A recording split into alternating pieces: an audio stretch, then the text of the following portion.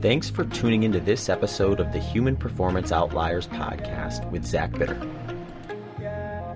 Welcome, everyone. If you enjoy the show, please consider subscribing on your favorite podcast listening platform and YouTube. You can now also check out the full video episode on X. Please also consider sharing your favorite episodes and leaving a review. If you do that and tag me or send me a screenshot, I will enter you in a monthly raffle for a free 30-minute consultation with me. For full episode details, including notes, timestamps, transcripts, and the show Patreon page, and other ways to support the show, please head over to my website at zachbitter.com. There you can find all my coaching services, including some new offerings for 2025. You can also sign up for my Substack newsletter, where I have been publishing my training journal weekly, as well as other topic-based posts. If you have any questions or feedback, please don't hesitate to reach out to me on my website or at hpopodcast@gmail.com. A big thanks to Element, Delta G Ketones, Currents for supporting the podcast. A full description of how I use these products can be found at the end of the episode. Discounts, promotions, and details can also be found in the show notes and at the end of the episode.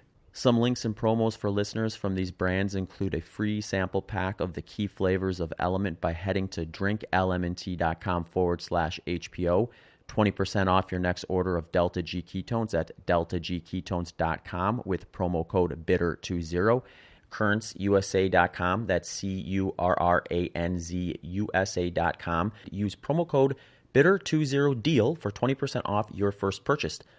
All right, Cam, welcome to the show. Oh, thanks, Zach. It's a pleasure to be here. And yeah, it's a big honor. I've been following you for a long time, and I know how talented you are at running. And I listen to the podcast. So it's, like I said, it's cool to be here. Yeah, no, I really appreciate it. It's funny. I know I've mentioned online a few times, and it's just like worth saying again, I think, is I appreciate everything kind of you've done for just the running and probably more specifically ultra running community in terms of just like opening it up to a whole new group of people.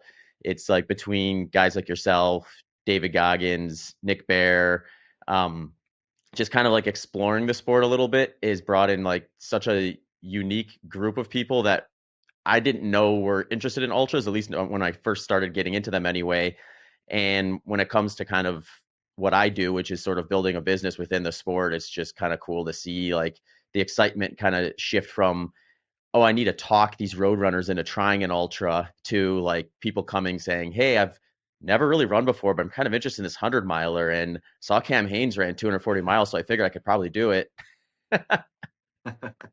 Yeah, it's pretty cool. I mean, it's weird because what I've been doing for a long time, bow hunting and ultra, it's like more popular than ever. So it's just, it's fun that when you have a passion for something, other people want to learn more about it. So in your world, that's ultra. In my other world, that's bow hunting. And yeah, it's cool to see just people. I think with both of them, it's just they're both very hard, and to get good at them, I mean, you got to sacrifice a lot, but it's such an incredible opportunity to grow as a human. And because both those things get you in the mountains, and I think the mountains are just this incredible fuel source for our life. And so that's been fun. Yeah, absolutely. And I think it's like you said, you have an activity like backcountry hunting where you just can't get around not being in good shape in doing it. So, granted, you could train to be specifically good at that, but when there's already like something in place, like trail races and mountain races and things like that, it does kind of make sense that you'd want to engage with that side of things and kind of leverage that within the hunting world. Yeah. Yeah, it's been great. It just makes it a more enjoyable experience, the better shape you're in back there. And yeah, but the ultra scene has been crazy. And that's where I watched you, I think, on Rogan. I don't know how many years ago that was, but I just remember him talking to you and asking you, about the American record and all that, like what pace that was. And I'm still blown away by that pace that you can run for 100 miles. It's amazing. But yeah, so yeah, I can't wait to talk about it. Cool. Yeah. Hopefully I can update that pace. I'm training for a flat 100, actually a couple flat hundreds right now. So, trying to get the fitness in and nail down the gear. And that's a topic I think would be kind of maybe fun to kick things off on too, because I was fortunate enough a few months ago for you to come through town and kind of join in and test out some shoes and things like that, and kind of figure out what shoe is most efficient for you at specific spots. So like the whole gear topic in general, I'm sure you see this in the hunting world too, where from when you started to today, it's just gotten so much different in the sense that it's not like, oh, I just grab a pair of running shoes and that'll kind of like take care of me for a while. It's more like, all right, I've got this very specific type of race or this specific type of intensity. There's a shoe that probably optimizes for that, and to some degree gets so narrowly focused, it may not be all that good for anything other than that. Yeah. So you kind of get into this world of like actually picking the right tool for the right job and stuff like that. So, um, yeah, what's been your experience kind of with the gear side of the sport? Have you really dove into a lot of that? Um, I'm not. Really not my strength. I I kind of just show up and just do whatever. But the shoes, I am obsessed with shoes. So doing that, what was that? Tell me where we were at again at that in Austin where we did the shoe testing. Yeah, we were at St. Lawrence College. Yeah. Yeah, where Dustin has a lab there, which is it's pretty cool. Like, yeah, you can just bring in, I think it's four pairs of shoes, one control and three you kind of want to test, and then kind of figure out like if you're going to run a specific pace for a specific goal race, then you can kind of see which one produces the best efficiency for you at the individual level, and kind of go in with less guesswork essentially. So it's a fun setup he's got going on there. Yeah, Dustin. Yeah, that okay. So Dustin was great. I just want to make sure I got that nailed down right. And I have a video we're putting together on that. We're kind of behind on videos, but it was a great experience. Um, One thing that you kind of get, I think people can get obsessed about gear choices and shoe choices and this and that because we just did Leadville, me and my son, and um you can like thinking about that race because it's like people say, oh, it's fast, it's like a lot of roads, so you're like, god, could I get away with a road shoe on? It's like a road running shoe, because it's ounces add up and this and that. And then you can kind of, so I wore like Speedland's road version for most of it, and then I switched to go Okay. pass into the trail version because it's a little more, I've hurt my foot by trying to run trails in a road shoe. And so there's like that fine line of weight, function, durability, support. And then on top of that, so that's just your feet. But then on this one, how much gear you're taking, like up over Hope Pass, I took beanies and gloves and a puffy because I'm like, oh, if these thunderstorms hit, these people are going to get, because we kind of dealt with that at Cocodona where we had some really Mhm. kind of intense weather for a long race. And I think that I'm not saying hypothermic, but when you're like pushing hard in the mountains and you got a big storm come through, it can really knock you down and your performance suffers. So like all those little choices, and then there's fuel choices, and then you go so crazy on the fuel, like the high carb, and then you've been keto, I think, for a million years. And it's like, I think for a new person coming to the sport, it's just like, that's a lot. I think Yeah. the whole point to that was, I think at the end of the day, no matter what you do, it's going to be really hard and you're going to suffer. And I think it's just how much grit you have is kind of what makes a difference. Yes, there's different levels of your performance, and could you come in and maybe even an hour faster or 2 hours faster if you did everything perfect. But at the end of the day, it's just going to be really hard, and it's going to be a huge accomplishment to finish, no matter what you choose and how you get there. Yeah, absolutely. And it can be easy, like you said, for someone new to get a little bit overwhelmed with all the different things. And, some things are like a little bit smaller considerations versus large ones. So not getting too hung up on too much of that is always a good stuff to consider. And for some of these longer ultras too, it's like with the shoe performance, it's like that's great, but I think comfort and stability are probably going to be for a race like Leadville in most people's circumstances going to be the better route to go versus trying to find like 1% efficiency benefit on a treadmill. And I mean, Speedland's options are awesome for that too. I think like with it's been fun kind of testing out a variety of different shoes this year, and some brands you can kind of tell they're like, we want to make a shoe that has a little bit of a wider reach to it, where yeah, maybe it's not going to be like the 5% efficiency standard on a flat road, but it's going to be able to be serviceable enough from a performance standpoint, but also be able to hop off onto a trail, vary terrain, keep stability, and maybe not roll your ankle coming down Hope Pass. And Yeah.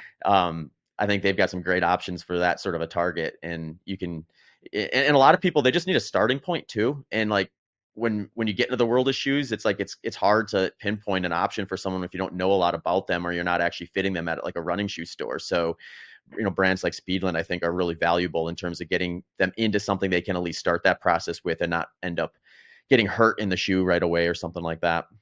Yeah, I mean, there's been, there was that zero drop or whatever phase that really kind of, I think, gave people a lot of like Achilles problems, because that was like a popular thing for a while, is the zero drop, and Mm-hmm.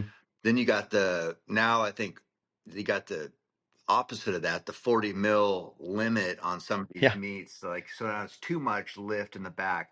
Um, and yeah, you can just go down this rabbit hole. But I think if I think about my race at Leadville, I wore those two shoes. I maybe had one tiny blister, but I never had to address anything on my feet. So so I was out there 24 hours, but if you're having foot issues because you maybe selected a shoe that maybe wasn't perfect, but maybe it'd make you more efficient, but then it's causing your feet to be compromised, and you're dealing with that at every aid station. Whatever gain you had from a lighter shoe is lost tenfold.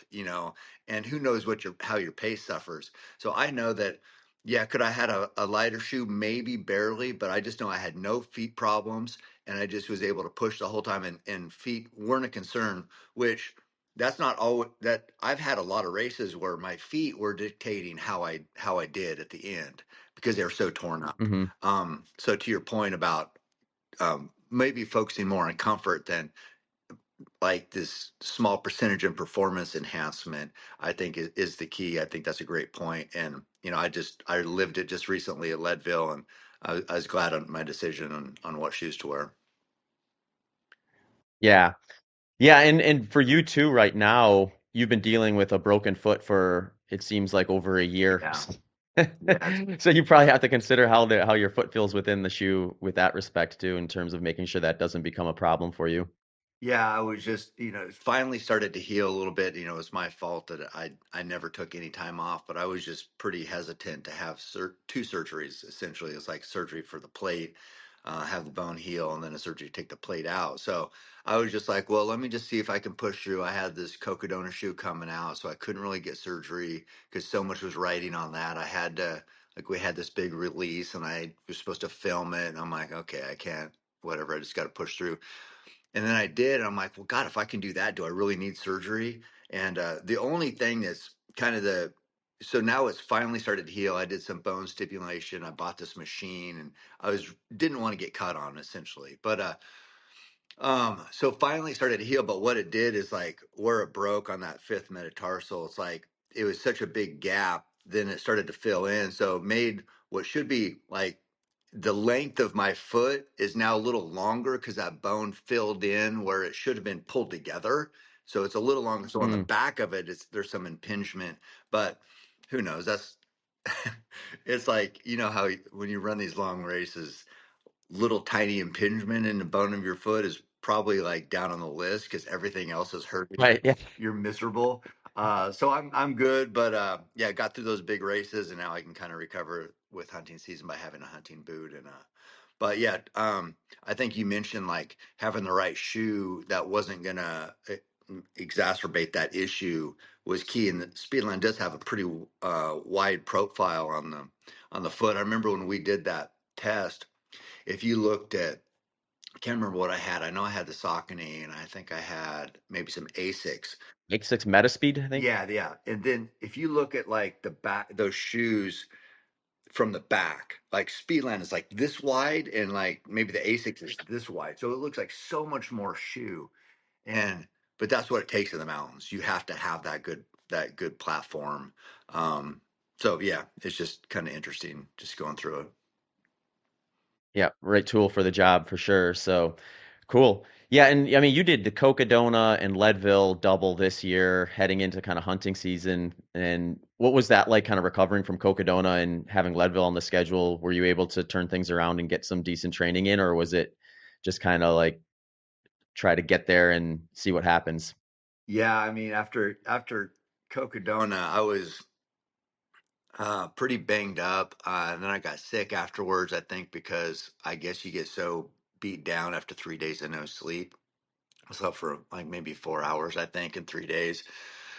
So your body is really open, and there's like COVID going through the Arizona Trail or something, whatever. I don't know what, but anyway, I got neurovirus, so I think that like kind of set me back a little bit. So I took mostly a month off, and then I did this kind of this backyard ultra thing here. I'm like, well, I'm just gonna go. Hadn't really run since Cocodona. It's been about a month, and I'm like, well, I'm just gonna go and get a big day out here, see what I can do. So I did 40 miles. That was my first like, and that was maybe June 12th. So it was about a month after Cocodona exactly, maybe a little bit more. So I did a 40 miler. Then I'm like, okay, well, if I can do 40, just, whatever. I think I still was kind of deciding on Leadville because I didn't really plan on it, but Salty Britches is one of Truett's sponsors, and they're like, "Hey, we got a bib for you," and I was just like, "Oh God, can I really not?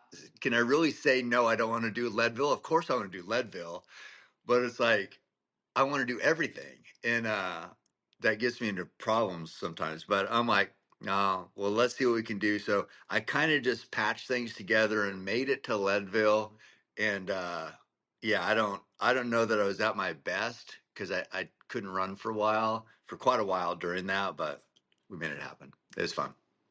Yeah. Yeah, it's also just like I think the interesting side of the sport too is you have the physical component obviously, but then there's like the mental component and just like reminding yourself how far you can kind of go beyond where these like kind of early limitations you place on yourself often enough.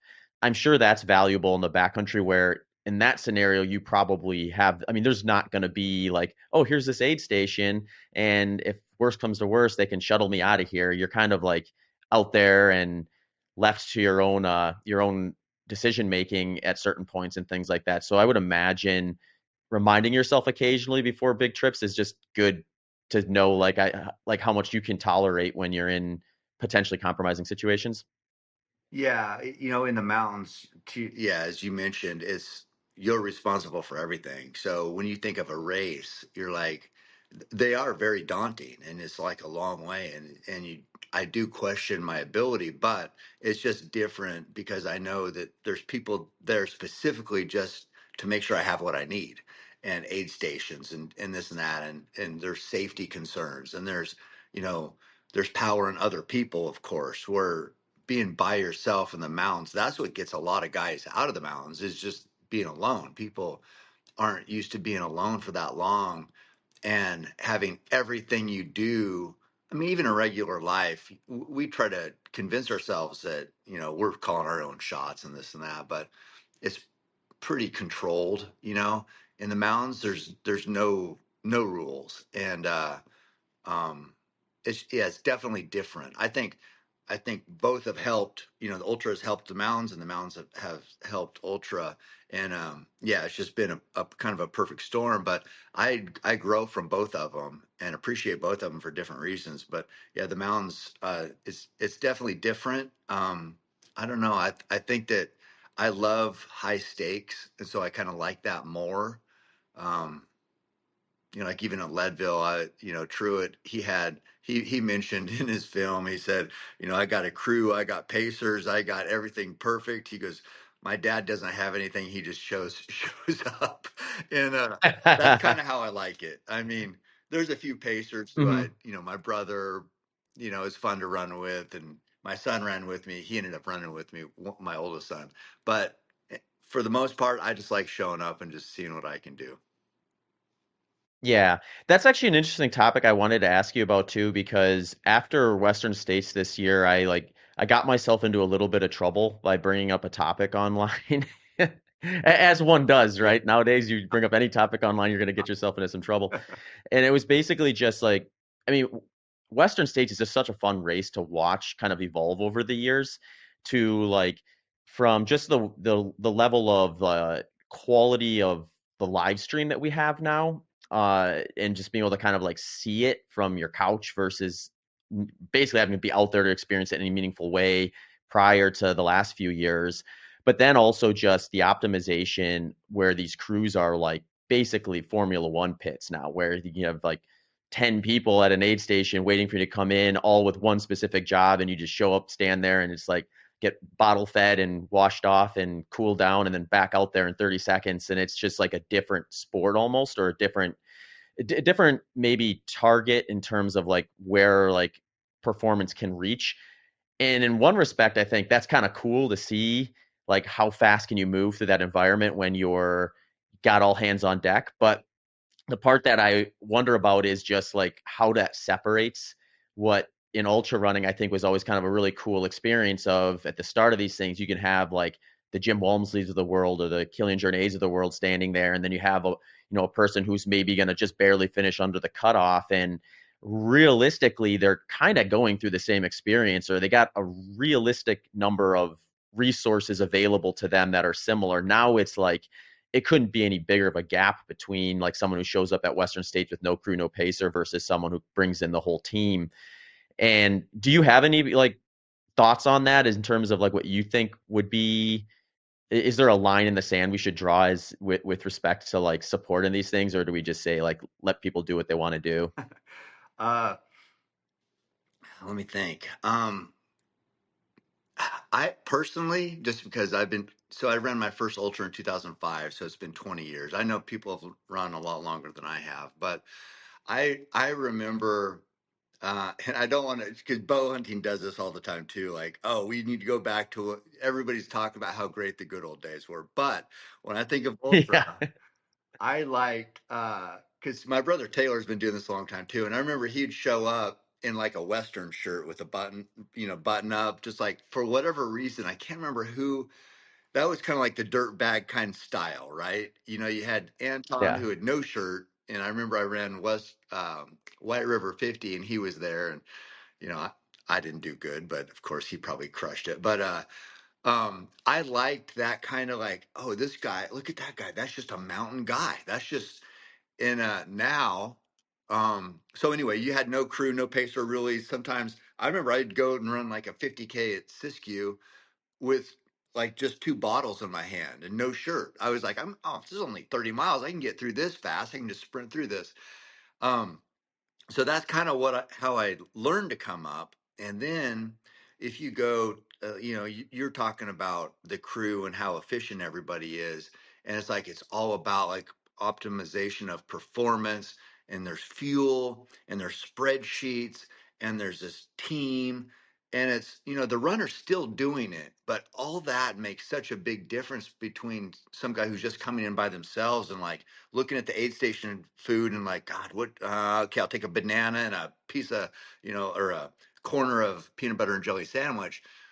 It is night and day difference from, when Roach came in at Leadville. He didn't have a big crew, but he's very efficient. He knew exactly what he's going to do, hmm how many calories he needed, how, this section was this much. He's going to go at this pace. Here's the temperature. Here's what his salt output's going to be. Here's what he's going to need to put in for calories and carbs, which is amazing and awesome. And I think he's a lawyer. His wife's a doctor. So they have like all these resources to put into his performance. Whereas the guy in the back of the pack, or I'll even say me on that one, where I was just carrying everything, is I'm not saying that. I mean, he beat me by like well, God, what was it, 9 hours? So it's not like it's going to make 9 hours difference, but it is a lot different for sure. Um, and then you talk about so if you talk about international at Western, if you have somebody who lives here and they have this crew and they have all this, somebody coming from Europe, are they going to fly everybody Mhm. over here, a whole team over here? That's very expensive. And then I mean, I hate talking about diversity and inclusion and all this bullshit, but whatever. It's like it does limit competition when you're saying to compete at the highest level, you have to have all this. Well, maybe there's a great runner who doesn't have any money who can't compete at that. So maybe to be fair, which again, I hate that, but it would just be like, no, you show up, you're carrying everything. We'll see at the end. We'll see who wins. So that's Mhm. another way to look at it. But anyway, I don't know if that's Yeah. kind of what you're talking about, but Yeah, I mean it's kind of like a weird spot in the sport now where the professionalization is there, but it's still fairly exclusive, and it's not like these brands are going out and finding top tier talent in spots where these people would have a hard time getting discovered if it weren't for that, the way you maybe see with like the marathon or some of the Olympic distance stuff. So you do kind of have that like this transition period of just like, okay, people who are already arrived or who have the resources to maybe put in a couple of years of high quality racing and get identified maybe end up in a situation where they can get those resources, whereas like someone like you mentioned like super fast but is working a 10-12 hour day shift somewhere and trying to put in the training and would be the next Jim Walmsley, but just can't put together 2 years worth of racing at a high enough caliber because they don't have that access to it. That is, I think, an unfortunate side.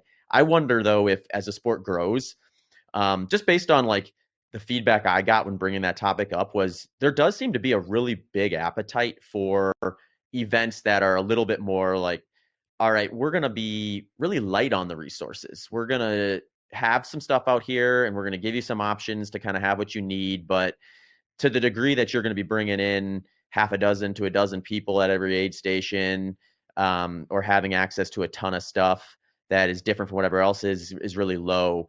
I just wonder if we're going to see popularity in that side of the sport and events pop up that kind of take that, and then that side grows a little bit, and then people who kind of want to have that experience or are into that a little bit more are going to be able to have more options than they maybe currently do. yeah, it'll be interesting. It's because running is so dictated, or I mean, measured by time. So people love, Mm-hmm. just like you're going for the American record and all that. It's just like what's your time? Like how fast can you do this? So yeah, it would take a different focus from, yeah, this isn't going to be as fast. Like, this 100 miler is not the same as this other 100 miler, which we kind of know that right now. There's some very tough hundreds. There's, hard rock as compared to what's the one in the desert down there that everybody does fast? I think do you do? Javelina. Yeah, Javelina. So those are Yeah. both hundreds, night and day different. You know what I mean? So Right. Yeah. we can reason with that and get that, but it's yeah, it'd be interesting to see if that's the direction. I know like now when you think of Western, it's always about Western specifically splits and how fast can you get up the escarpment and how fast are you getting here and you know I think what was it 1409, is that Walmsley's record, something like that, and then Hmm. the kid Yeah. Caleb got 1412 or something, but that it's all about the seconds and the minutes, so it will take a little Hmm. bit. I like the grinded out hard as opposed to the track meets, because track meets are track meets. It's different Hmm. than a mountain ultra, and I like them both, but they're just different. Yeah, for sure. And yeah, I mean, Javelina, I think has, I don't know if they did this intentionally or if they just kind of arrived in this scenario, but the way that's set up is, it's the five like 20-mile Mm, loops essentially. That first loop's a little longer. They have that little add on there to kind of get it to the right distance, but you can only crew and pace at the start finish, or you can only crew at the start and finish, and you can have pacers, but one at a time. So it's maybe a little lower bar to kind of find somebody, especially with how popular that event's got now. I think there's probably like people that are just like willing to jump in and pace you if you really want one and you don't have one, yeah. but you can't get crewed at any of the other three aid stations around that loop. So it does kind of like when I watch that event grow, I get a little more excited because I feel like the gains that we're seeing in that one is probably a little bit more specific to maybe someone like David Roche, who's like, you know what? I think we're limiting ourselves by not doing 150 grams of carbohydrate per hour. I'm going to try that. And Yeah. then, go and blast a fast time there.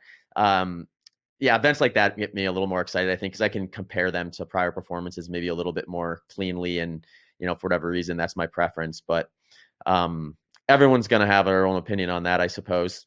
Yeah. And I mean, if you think about it too, I think even all those categories, if we talk about, I mean, time to train, access to fuel, science about fueling, and then even pacing. Because I know when I've had people pace me, having the right pacer makes a big difference. I don't know if you think this too, but there's sometimes like a pacer knowing whether you want to talk or not talk, or if Right. they're going to lead or you're going to lead. It's like all that is like, because to me, ultra is so mental. All that adds up. If you have a team and your pacer knows exactly what you want and how to pace you, that's also a huge advantage. So it's like there's so many Mhm. variables, and as we have kept saying, it's like, yes, it's a 100-mile race from here to here, but so many variables affect that performance. And yeah, it's like, Mhm. how do you strip it down to make it like fair or whatever? Or I like your point too, where it's more, um, the comparisons are more equitable, I guess, because that influence isn't as much as like in a mountain for sure. But yeah, I mean, all fun discussions. It's all great. We're talking about Yeah. ultra running. How sweet's that? You're right. Exactly. Yeah. Yeah. We should be fortunate to be able to argue about it at Hmm. this point. So, Well, what'd you get the in the trouble for though? What'd you bring up? The crewing? Oh, so yeah, I just basically kind of asked a question about like where at what point are we creating like two different events here? Mm. And I used like an example of, I don't know if you saw some of the clips where like they had like kiddie pools out at some of the aid stations. They Oh, had full with ice water, so people were like doing like full body immersion, which if you look at the research, that's the way to do it. Like yeah. that is the biggest benefit of like cooling is getting that full submersion and bringing that core temp down. Um, and I just used that because I thought that was maybe like the best example of just how far we've kind of reached into like, let's make this aid station something totally unique for the people who are going to have access to this versus anyone who comes through randomly. And um, I think those pools were brought in by like CTS, like the coaching, and they got a little upset with me because they took that as me saying that they were like, creating an environment that wasn't fair or something like that, which um honestly, I think it was like that was just the most like entertaining example I could Yeah. have used. I could have also just said like, hey, we've got crews that are massive, and that would have been a little bit more um specific to like pretty much everyone probably in the top 10 at this point, to differentiate a bit. But yeah, so Was it that was bear at the bear thing, BPN? Or where was the kiddie pools? oh, that was at Western States. Oh, Western Hmm. States. Oh, so that was okay, because I know at BPN they had like cooling stations too, didn't they out there? Oh, I don't know. They might have. Yeah, I think that's they it's did, possible. I but think that was different because that was, I think, available for everybody. Are you saying the kiddie pools was just for like specific runners? I actually think like I don't think they were turning people away, to be fair to them. Mhm. I don't think they were like, okay, this is just for like CTS athletes or only people who are podium contenders or something like that. I think if someone came up and asked to use it, they could. But I also think like to what degree is that actually going to be accessible when like some people probably know they're there and they're planning for it, Yeah. whereas other people maybe come through randomly and they're just like, oh, there's a kiddie pool full of ice water, but it's by someone else's tent, I probably can't use it, and they don't even bother engaging. Right. um so it's like, I guess maybe like if I wanted to really get into the weeds with it, I would say like if we're going to allow that, it should be like made known at like the pre-race briefing. Hey, so and so is providing these ice pools. If you want to use them, they're open to everybody. Hmm. Um, or just like Western States as a race organization like limits like what you can actually bring into the aid stations in terms of supplies or resources that go above and beyond what is actually being provided. I think that's probably what we'll get to eventually. Is eventually just because there's a lot of like this conversation had begun far before this in terms of just how built up these aid stations are getting, and kind of how difficult maybe it is to be able to crew your runner at certain ones, especially when you get to kind of like the meat of the field. Yeah. Um, so I think that's probably something they're going to have to try to address at some point anyway, just with the remote access type stuff specific to that. Because that's another one that's just unique too, where to do Western States right as a crew, you have to have two crews Yeah. because you can't physically get to all those aid stations with one vehicle. So then you have that on top of it where it's not enough just to have one really good crew. You got to have two really good crews. And then you got to have the resources to drag in a kiddie pool and the ice that's required to fill it up continuously. And yeah, it gets into a territory of like very specific resource availability, I think. So um, whether they whether they do it or not, probably I think is just it becomes like what's the mess or what kind of messaging goes in around it ahead of time so that people are aware is probably the best starting point with a lot of this stuff is people aren't as opposed to things happening if they know about them versus finding out about them after the fact. Yeah. No, that's yeah, I didn't even know about that. I hadn't heard that one. So, but yeah, it's great discussion. It's got to be you gotta have it at least talked about to whether to know whether it's viable or not. Maybe it's no big deal, but yeah, all these things are fun to talk about. And yeah, sorry you got beat up for that one. It wasn't too bad. I mean, it was like no worse than any type of online controversy, I guess, where there's like different opinions involved with it. So I wasn't too scarred with it. I didn't skip any runs as a result, so that's good. Well, I mean, the what I look at or how I look at it is when people are passionate about something, they have a lot of feelings about it. So to me, that's a good thing. It's like if people didn't care, then it wouldn't be growing and people wouldn't be talking about it. We wouldn't have this podcast about it. So I like that people care and they have their, they get worked up. It's great. That's what makes it so good Mhm. is we love this stuff. But because of that, you're going to have opinions and I don't want to say like at Cocodona, people say, "Oh, you're acting like you don't have a crew or pacers," and I had a million people at Cocodona, and I did have Right. people helping me at Leadville. So I'm not saying like I'm just like I think there's some people that show up. I think Andy Glaze maybe shows up with no crew usually, and he does rely on the aid stations, I believe. So it's not like just total dirtbag just doing it himself. But there are varieties in the field, and so I'm not saying that I'm one way, and then the people who take advantage of all the resources are bad because they're the other way.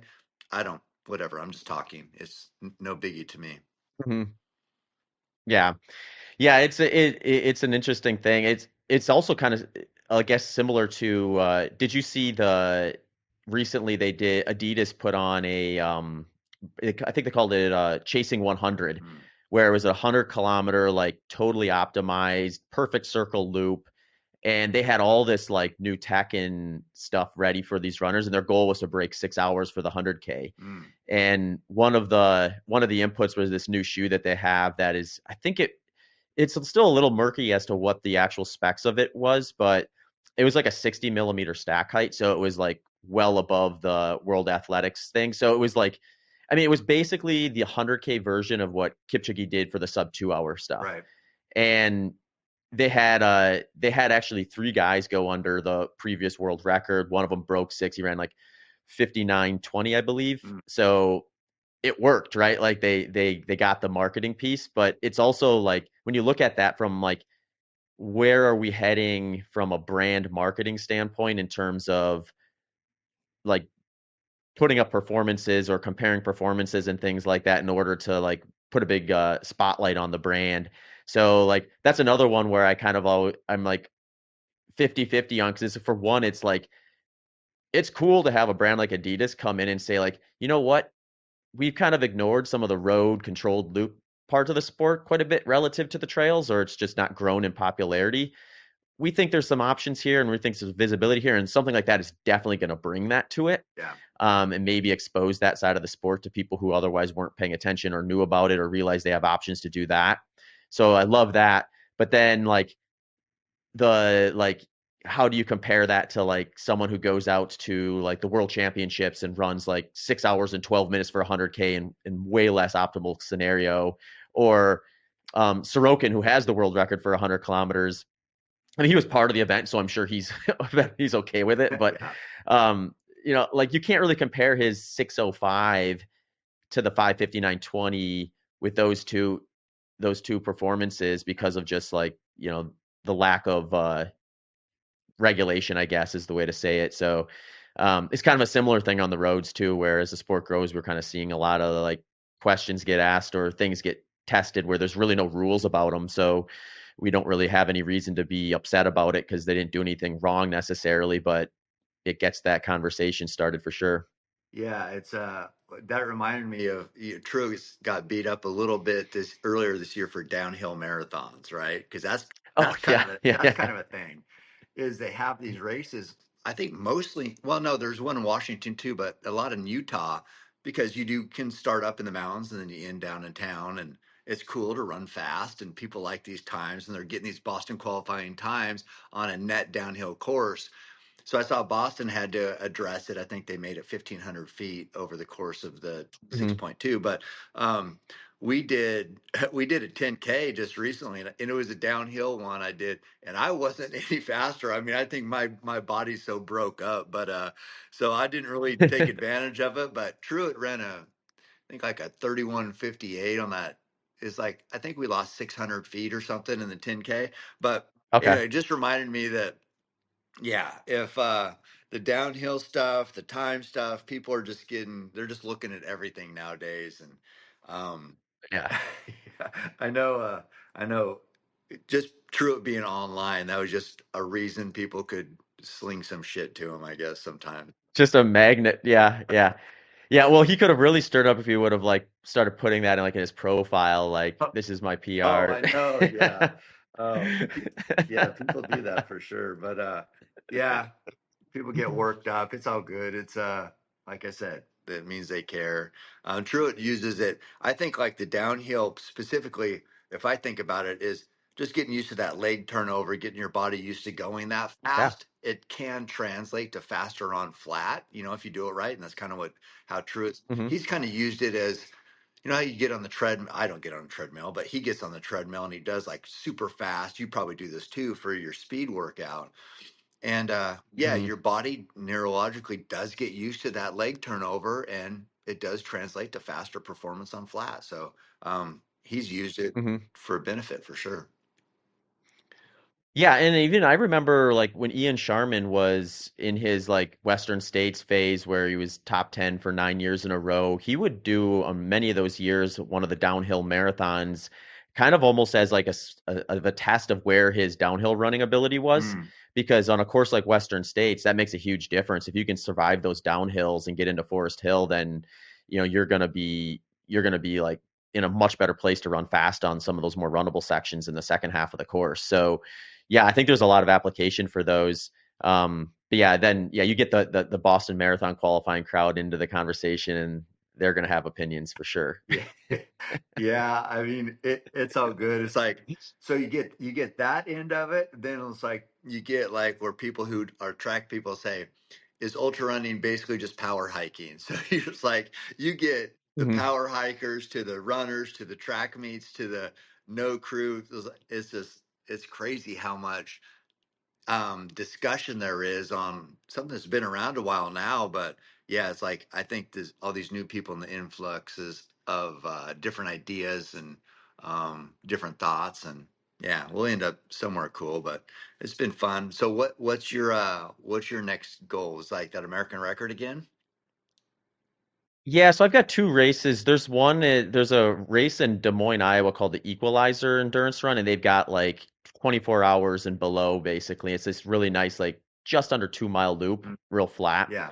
that I'm gonna kind of use as a way to kind of see where I'm at more or less, and then hopefully do Desert Solstice in December as like another one to try to see if I can lower my 100-mile PR. And I've actually so for this build, there's like a couple like I guess there's probably three big moving parts for me. Like one is I had some Achilles issues earlier in the year, so I was on the bike a ton, and I think I learned a lot about that in terms of where its application might be in terms of just having structured bike training in my training through the entirety of it versus just using it as a crutch when I hurt myself. Yeah. Yeah. And so I've kind of kept that in. So that's kind of been an interesting experience. Then there's the shoe tech. When I ran 11:19, I wasn't wearing super premium foam for that. Hmm. So, I talked to Jeff Burns, who between Dustin and Jeff, those two guys are like two of the best guys in the world, really, in terms of like the foam, like efficiency and things like that. And Jeff was saying like some of the top shoes on the market for 100 miles compared to like a control shoe could be like a 10 to 30 minute variance there. Whoa.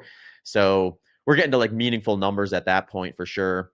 I mean, we are extrapolating out pretty far for like a treadmill efficiency test into like mile 80 of a 100 miler, Yeah. but the option or the potential for it, I guess, is there.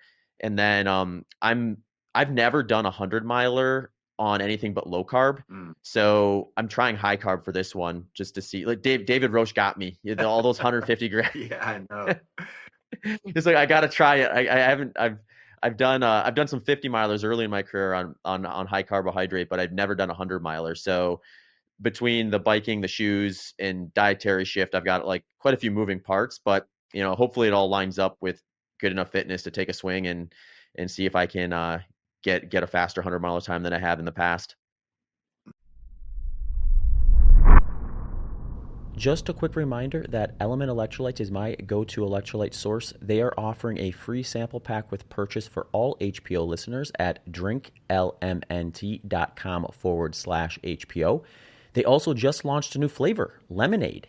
Check it out risk-free with their 30-day money-back guarantee. Also, check out my full description of how I use Element at the end of the episode. Delta G Ketones is my go-to exogenous ketone source. You can get 20% off at deltagketones.com when you use promo code BITTER20. Currents is a product I use pre-workout and during events to help with blood flow, recovery, and fat oxidation. Check out currentsusa.com, that's CURRANZUSA.com, to see the 40 plus studies they have and use promo code BITTER20DEAL for 20% off your first purchase. That'll be exciting. Excuse me. Yeah. So what I think with the high carb, what about training your stomach? Is that a big part of it? Because I know that Yeah. I think that's a huge after 10 hours of hammering gels or whatever the hell it's going to be, that does add up on your Hmm. stomach. So do you think there's a philosophy in training your stomach like that?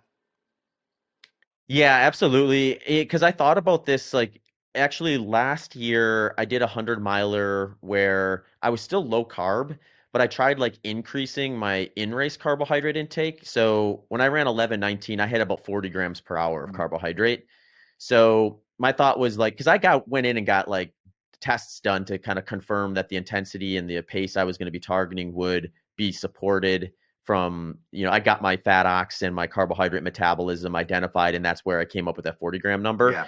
So my thought though was like, you get these, if you put David Roche on a treadmill, it's never going to suggest that he needs 150 grams of carbohydrate per hour. It's going to be much lower than that. Mhm. But guys like him and some of these cyclists are showing, I think, that there's maybe just something we're not really aware of that's going on with that massive amount of intake that is producing faster times for one reason or another.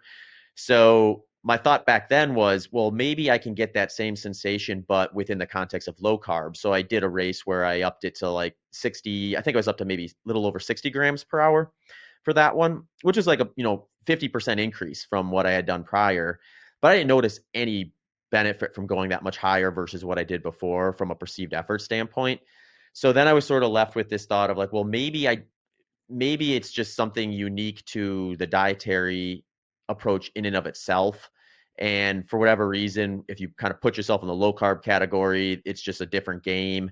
And that sort of approach isn't necessarily going to yield any additional benefits, but perhaps it does if you're high carb during your training and things like that. So then my next thought was like, okay, maybe I should try actually doing a full training cycle, high carb, do like what you said, practice, because that's going to be the biggest thing I think is like, can I actually ingest the carbohydrate requirements to get to what I would need to support what will be a different fat ox carbohydrate metabolism with the dietary inputs I have currently. And I think that's probably going to be closer to 80 grams at a minimum. Mm. And then if I can get up to 100, that's probably maybe where I can start exploring, like, is there some benefits for me beyond what I would physiologically technically need? Um, but it's been a bit of a process so far. I'm on like week 9, so I just kind of started getting into the phase where I'm really hammering carbs during like long runs, or my long runs are getting long enough where I can really start kind of testing that. Yeah.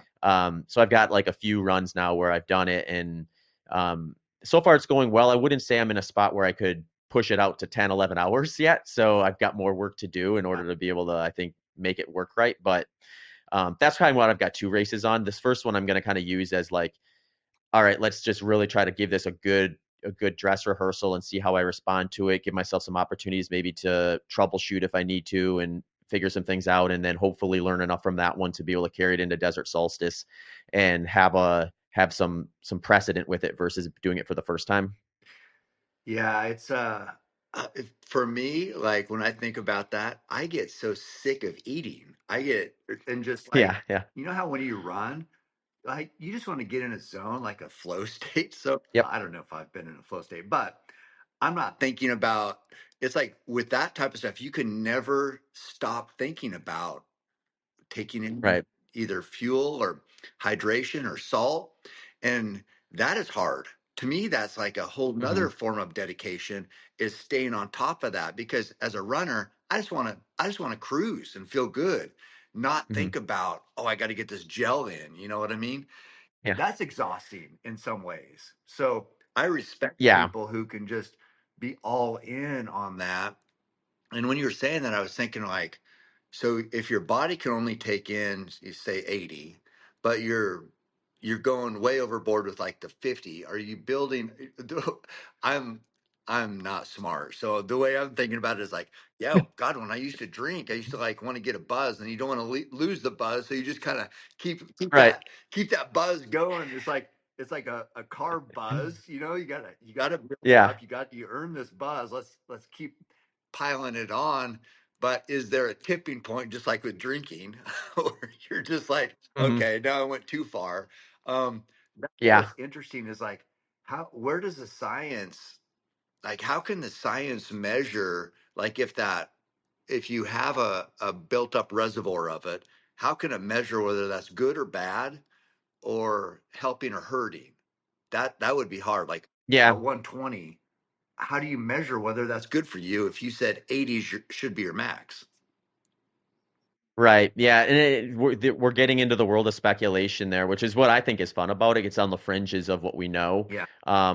Which is where David, I think, that's why he's such a, interesting guy to follow, is because he has like, he's trying to kind of like stay maybe a step ahead of the science to some degree and Mhm. catch that early wave.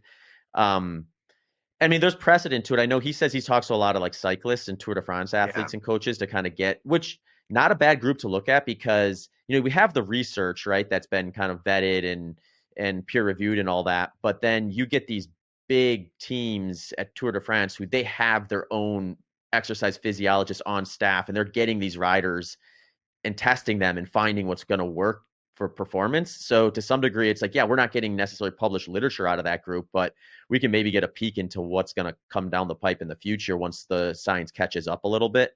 So yeah, I mean, there's even some controversy around just like, because the way I've looked at it historically is like, if I go into a lab and dial up it's pretty much similar to what you did with the shoes. We Mhm. dial up the pace that I'm going to target or the intensity that I'm going to target. And then I get a chart that says you're burning this ratio of fat to carbohydrate. Then I can kind of apply that to the pace. So for like my 100-mile fastest time, I was probably somewhere between 800 to 1,000 calories an hour would have been like my workload. Mhm. So if I knew that at that intensity I'm 20% carb, 80% fat, I can start piecing together like where is that sort of replacement need there. Yeah. Um, there's some research that is looking at like that's not even something you really even need to Mhm. entertain because it's like it's delayed enough, I guess, where it's not something that's going to actually increase performance from just like a muscle glycogen or liver glycogen replenishment during the event itself.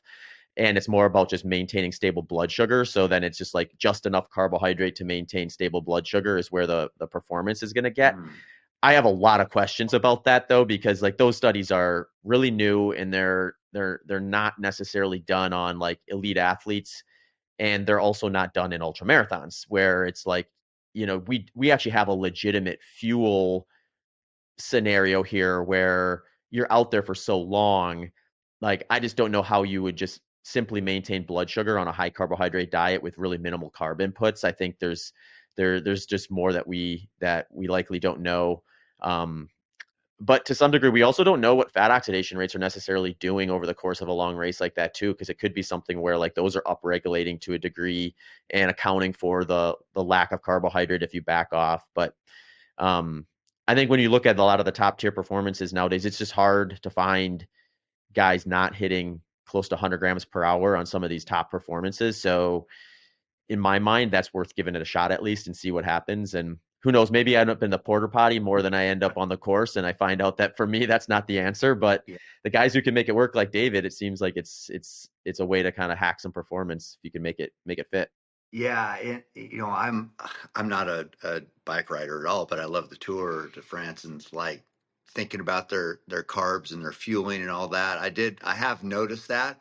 And of course, with them on the bike, their stomach isn't, like Right. jostling like running. So it made me think about, well, okay, so if they're getting this, say 150 carbs, it's like when I think about so how do you get those carbs in gel usually, or in the water, in your drink mix? And Mhm. then I'm like, well, I wonder what the weight of those 150 compared to gel compared to this, because in an ultra run, you can't have a bunch of weight in your stomach because then it's like the your stomach is full of whatever, whether it's gel or fluid. It's probably going to be different, but that weight pulling on like the attachments of your actual stomach has to make an impact on. So I'm always thinking about, well, what's the consistency of these carbs and these calories you're getting in? Because that's got to make a difference, right? If it was all fluid, that would be way too much weight. If it was all gel, can your stomach digest that? So I'm always like, I wonder how they're figuring out the mix to that. And a bike is different than a run. So who's figuring out, like, that's just crazy to think about. And what's your thoughts on that? Are you considering all that too?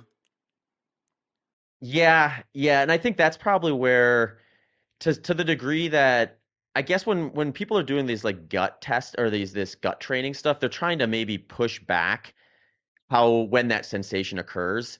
So if you take someone like me who had been low carb for so long, like I might start getting that sensation at like 60, 70 grams of carbohydrate. Whereas like, maybe David originally was getting it around there, but then like decided, okay, I'm gonna just like put in a lot of effort to be like taking in a liter of fluid with 150 grams in it in one shot and then go out and run, and just kept doing that to the degree where like he sort of normalized that that experience to some degree or pushed it back further so he's not getting it until he hits stuff beyond that. Um so yeah, I mean, but there is a lot of moving parts there. So, and I do think we're probably gonna see some variance to some degree too. And I think we actually see this more with from the data we have from like the women, where there's maybe a little bit of a wider range of like where the top women are fitting in terms of the low end and the high end, and still arriving kind of in that podium type position.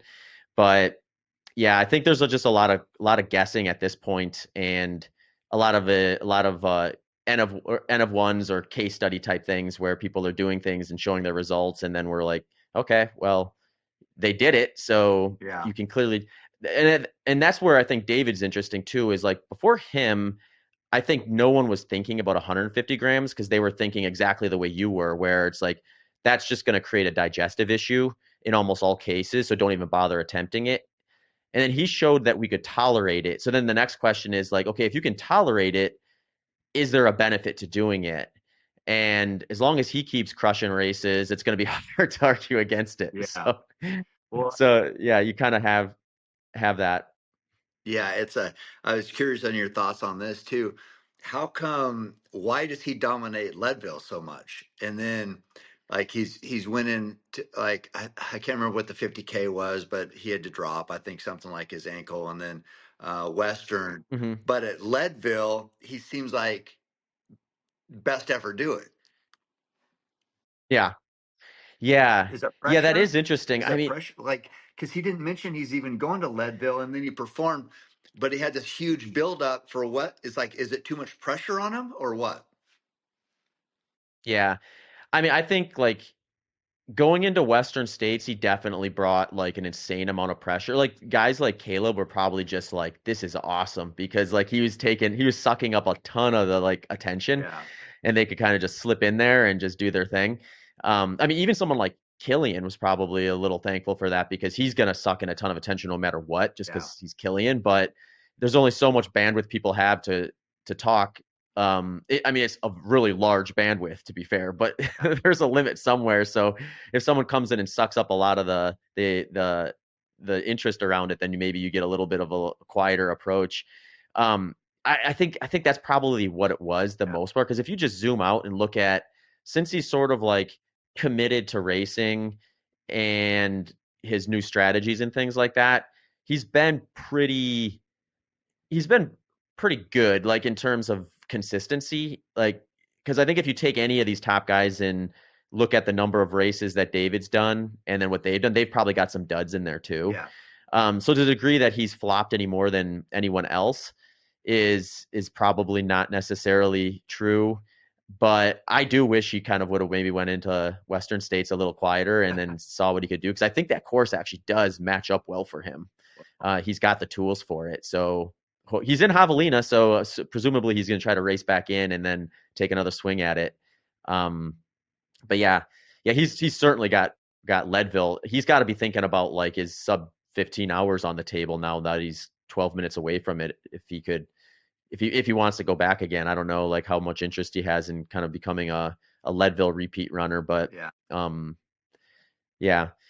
So, but yeah, I mean, there's I guess there's maybe some speculation in terms of just how sustainable is an approach like that long term? Is it something where like you can just rip for 3 or 4 years and then all of a sudden like you start having problems with it and all of a sudden now this real like secret weapon, so to speak, that you had is no longer available to you, and then what does that do? Um, and that's where I think we get into a little bit of deep waters with any of these kind of things that go well above what we know is what's the long term ramification. I heard about that all the time on low carbs. Like, what's the long term ramification? oh yeah. So I can Well, appreciate, I can appreciate it. I've heard about that from just running in general. It's like, oh, you keep up all this running, you won't be able to walk by the time you're 40. You know what I Right. mean? So, Yeah. yeah, everybody's like looking for reasons to not run and not push hard, I think, for the long term stuff. But Hmm. I do want to say, like, I do respect David going, taking a big shot. And the problem is with when you are so vocal, you are going to get a lot of pushback if that doesn't go well. I mean, Yeah. he's saw the other side from Leadville. He got, I think, Ultra Run Performance of the Year, something like that. Getting a lot of flowers from this last performance, and like I can't. I was on the course the same day that he was, and I have no idea how he can run so fast. He's a complete machine, an amazing talent. But yeah, when you are very vocal, that fall's going to hurt. It's going to, because you're going to hear Hmm. about it from a lot of people, and that's just the way it goes. But I think it's weird because sprinters, like if you look at Noah Lyles, they talk all sorts of shit, and but it's Yeah. but it's over in 9 seconds. So they're not dealing with our minds are so powerful out there over the course of 100 miles, and like your body's reacting to this and that. So I'd like that David went into it like a Noah Lyles going into his 100, or he talks about Jordan all the time, calling a shot or things like that. But Yeah. I think that did hurt. I'm glad he bounced back and just like seems like in a great place right now. Um, yeah, because I do respect taking a shot for sure, and it was cool. But yeah, I mean he's a beast. He's a beast. There's no doubt about it. Hmm. Yeah, yeah, it'll be fun to see what he does in the coming years because I think he's got some big goals probably to maybe remedy some of the experience. I think maybe there won't be a YouTube series into Western States next year, but I we'll see. Hey, If he does, I mean, could you imagine that if he oh, just doubles down on it? It's just like you know what? Let's try this one more I time and say let's build it up I again. say do it. I say do it. Go for it Yeah, again. Shit. Um, what do you yeah. what do you think's gonna happen at UTMB coming up? Yeah, that's a good question. Um, yeah, it just seems like this year it's maybe I felt like maybe the last couple of years were a little more exciting going in because it was, um, you kind of had like the Jim coming off a win Mhm. and Zach Miller kind of chomping at his heels there. Um, and this year, I think like the men's field is maybe I don't want to be disrespectful to them. It's absolutely loaded, but like the storylines that drew me in the last couple of years, I think aren't necessarily there. Though I'm actually probably the most interested in Courtney this year at UTMB because I think like she's probably got a little bit of a better ramp up compared to her last times when she was doing like a little bit more racing. Um, so I'm really interested to see like how well she'll do there. Uh, that's my kind of like focal point, I guess. Yeah. I know. Yeah. I'm like, I think the last time, was it the last time is when she won all three? Was that because she didn't run? Yeah, Western Hard Rock and then UTMB, and I think she's been pretty open about like UTMB was a bit of a grind Yeah. for her, and she was a little bit on fumes at that point. But I remember after that year, Nicole and I were out at Mount Fuji, Hmm. and she was racing that year, and she just absolutely crushed that course. I think that was maybe one of the more underrated performances that the sport has produced because I mean, it's Courtney, so it got a lot of attention. Mount Fuji's gotten enough attention over the years where it's not just like this unknown event, but I mean, that course is I think way more challenging than most people in the States anyway think. And she was basically competing with the top men the whole time there. She got second overall. And the guys she beat, they weren't like, it wasn't like, oh, there's nobody there on the men's side and she just went in and grabbed a second overall. It was like these are world class mountain runners Yeah. that she was Yeah. pushing with. And um yeah, so I think there's like some when she's got like a little bit of space between an event and or like a really hard project or something like that, I think like I just really want to see what that produces, and I think it's probably going to be something worth watching this year. Yeah, I hope, I think she's going to crush it. I was like, we went on a bike ride after Leadville. She never says anything, but I'm always like, I was going to ask you about that. It's like, what kind of inside yeah, info do you have? no, she never says, but I just talk out my ass the whole time. So I'm like, because I was like, I said, you know what? I said, you know what I'm irritated about? I said, I saw like commentary saying like, Katie is like she's like pushing the envelope on what women are capable of and this and that. And I mean, I don't know Katie. She's awesome. I think she's a badass also. But I'm like, Courtney's still running. What are we talking about? We're like ready to say Katie's this next big thing. I go, you got the goat still freaking doing it. Let's just settle down. Okay. Cause I think I saw something like, see, I get worked up. It's like, um, Katie had won these races, and I'm like, "What are you talking about? Courtney won all those in the same year. Like, yeah, Katie did Yeah. win those in her career, but let's not just settle down. We got the GOAT still performing, still making history, and like with Courtney, like when she shows up, here's what's crazy: for her to win isn't enough. She's got to like break Right. records, make history. The pressure to perform, and then also it's like, you talk about like competing against the men and second overall. She's a competitor. I mean, she would Hmm. love to win overall, and I'm like, and she can. I love thinking about how like what her ceiling is, because yes, she's 40. She's not done. I mean, I think she's I don't know. I think she's got a lot in her. And so I'm like, Hmm. let's just not crown the next goat yet. We got she's still out there running. So yeah, I'm like her number one cheerleader. I get protective, I guess, but I'm excited for UTMB. And I love Katie too. I don't know her at all, but amazing athlete, amazing performances. Um, but settle down. Don't get ahead of ourselves here. It is kind of cool that there is like at least we're starting to get a little bit of a gap closed maybe between the top end of the women's Yeah. sport with that respect. I mean, fun to see those two on a starting line together in the future. What? See who Yeah. see who wins. Oh, I know. Well, they did race Western, right? Not too long ago. Yeah. Yeah. Yeah, that would have been, I guess, a year and a half ago where, yeah, yeah, that's an interesting topic too, because it's like Courtney goes and just mind-blowing performance, 15:29 at Western. Was she sixth overall at Western States in Yeah. this point in time where like top 10 at Western States on the men's side is like considered like a top tier performance and sought after by pretty much every trail 100-mile runner out there, and she's well into that. Yeah. And Katie was a good bit behind. I mean, Katie still ran a phenomenal time that year too, but when Katie came back the next year and then ran, was it 15:46? Yeah. It was like that was just close enough to. I think like after Courtney ran 15:29, I was just like, yeah. I mean, do we see anyone coming within even 30, 45 minutes of that anytime soon, other than her? And then Katie came close enough to it where I think that kind of was like in 100-mile language, 16 minutes feels like, oh, that's just one mistake by Courtney, or that's just Katie getting slightly better or making one less mistake maybe.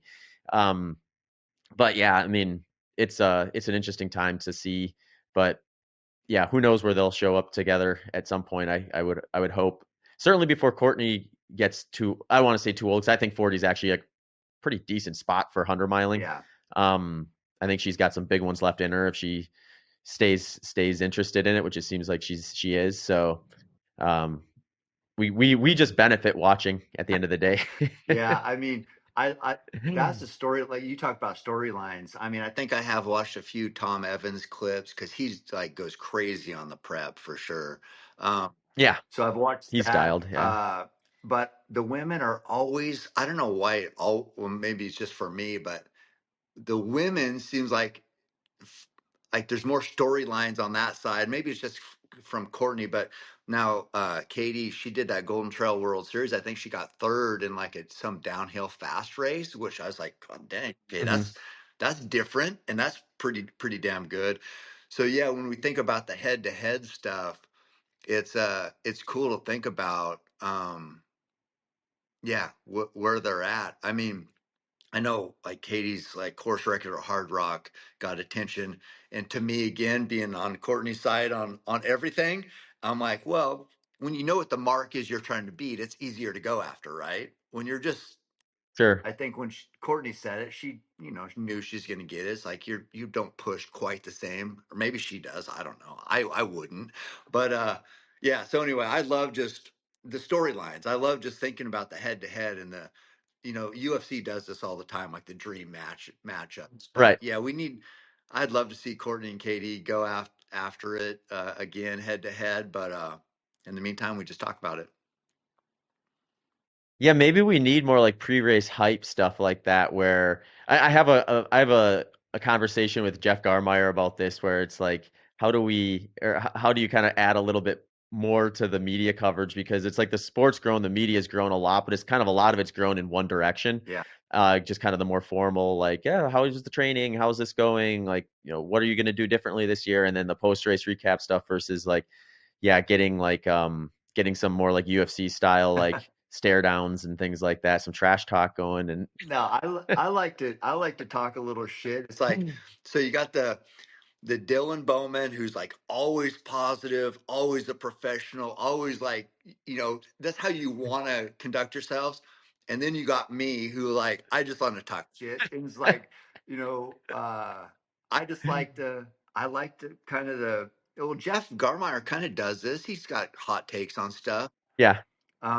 He's hmm the one who came up with the Taylor Swift of ultra running, which that was funny. Right. But then like next aid station podcast, it's another like couple guys just talk ultra running, and they'll talk shit. I'm like, that's what we need. We need it all. We need the formal, Yeah. like everybody's a winner. Great job. You're amazing. Everyone's amazing. And then we need the shit talkers. I like it. I like it all. Yeah. Yeah. The other idea Jeff had that I thought was hilarious was he said like we should take like some of these top tier ultra runners and pair them up with like an influencer and have them like do TikTok dances or have the influencer teach them a TikTok dance. Yeah, that's So it's like, yeah, we got to find the most awkward ones out there and then pair them up with like the most like eccentric, like over the top influencer and just record a video of them trying to like collaborate together. that'd be funny. I mean, I think Andy Glaze is made for that one right there. Yeah, He's big yeah, on TikTok. yeah. He might be the combo. He's big. I love it. It's that's another fun discussion is, and I think you've talked about this before too, the influencer versus I don't know who you had on, maybe it's Matt Yeah, Johnson, but um yeah. I think Matt. versus the pros. And I do sympathize with the pros because it is so hard to for people to care. It's like when we do Hmm. this weird thing about running hundreds or 200 hundreds of miles in the mountains, to make people care about it is hard, even if you're best in the world. Like you see Olympic runners all the time who have a small following. They're the best. I mean, they're Olympians.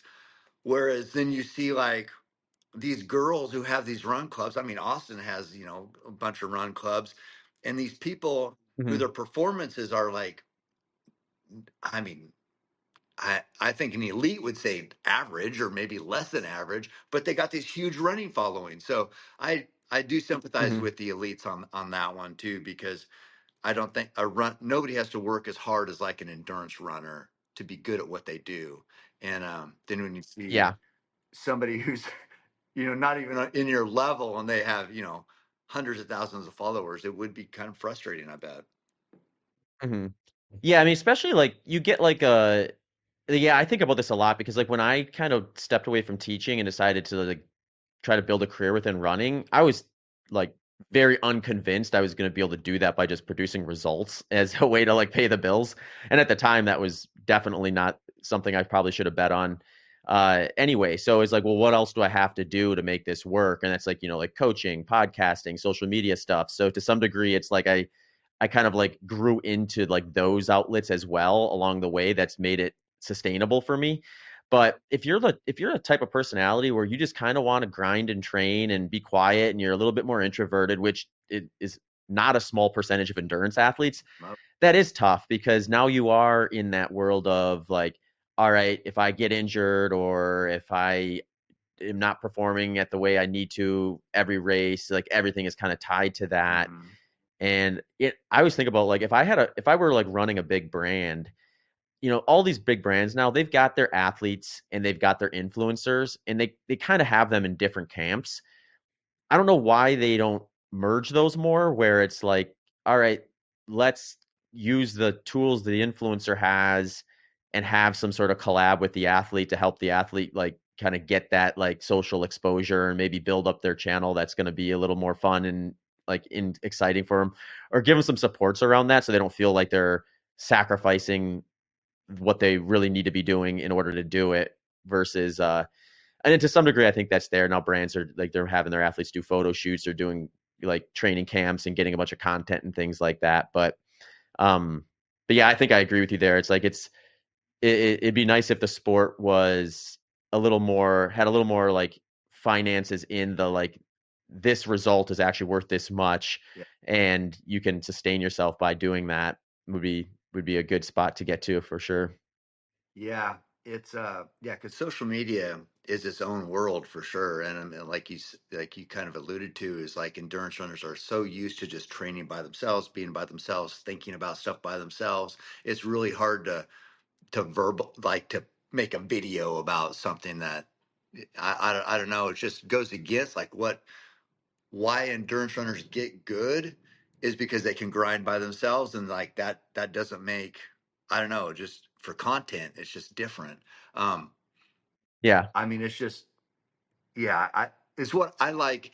When I get these athletes in here and we do the lift, run, shoot, I think people have liked seeing a different side of the athlete. Well, and politicians is taking advantage of it too, because people look at politicians in like this whole weird way. But when you see that they're actually human, you're like, oh, Right. okay, that's different. Well, same thing with the athletes, because we see the athletes just perform all the time, and you see these little snippets at a track meet or an aid station, this and that, but you don't really know too much about. Podcasts have helped for sure, but showing them in a different light can help grow the brand for sure. And it's like, talk about these big companies, they do like, it's easy for them to make decisions based on social media following, because it's like a ready-made market. It's like, oh, these people already Hmm. reached that. We'd have to build up the story with this athlete, with this elite athlete, whereas this person already has this story and this following and people care about, so let's just throw some shoes on them and see where it goes. Yeah. It's super Yeah. easy for a big company. Is it best for the sport? Probably not, or it's definitely not best for the athlete. So yeah, I do agree with you that these big companies should, uh they just have to work a little harder in helping tell the story on these elites, because Hmm. they are cool, interesting. I watch a Golden Trail series all the time, and like there's these, like some of these girls or these guys that are running. I want to know more about them, and they're kind of telling those stories. They're doing a pretty good job. I think that Solomon is doing a good job on that. Yeah. Yeah, they do a really nice job with that. Yeah, I think that's a good model that could be Yeah, applied in. But yeah, I mean, I think you hit it on the head. I mean, like with your podcast, like when you had Cole Hawker on, and the different athletes and stuff like that. It's like I got so excited when I saw that one pop up as like, because it's like I know him as an athlete. yeah, I've seen a little bit of stuff online about who he is as a person, but when you sit down and talk for over an hour, you're going to learn something that you didn't know and kind of get into his head a little bit more in terms of like, how does this guy actually operate? Yeah, so it's like, it's really, I think that's making those connections, I think is great. and Connor. Connor Mance too. Yeah, That was another awesome Connor one. Mance he's the nicest kid I've ever met, I think. But um, yeah, just hearing, because Clayton had that series, I think, like the build up for their marathon, or I think the U.S. trials maybe. But it's hard finding. I didn't know much about Connor, and then he comes out here, and I watched him over at Pre and run the 10,000, and then we sat here, and I'm like, God, what a freaking great guy!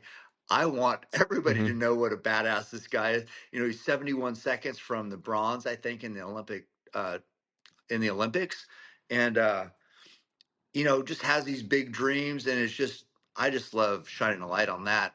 You did mention Cole too, which made me think of your biking, because Cole, he goes hard on the Yeah. bike.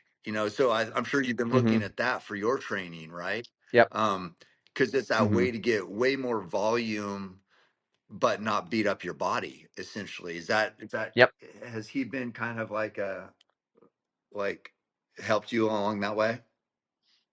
Yeah, he was definitely one of the. I backed myself in a corner to some degree when I got injured. I really didn't have another option. So I think once I had that scenario, I was thankfully the timing was good in the sense that I was aware that a lot of these pro athletes were starting to do more stuff like that. So I had already been kind of thinking about that as a potential input. So then once I had no choice, then I was like, okay, well, no better time than now.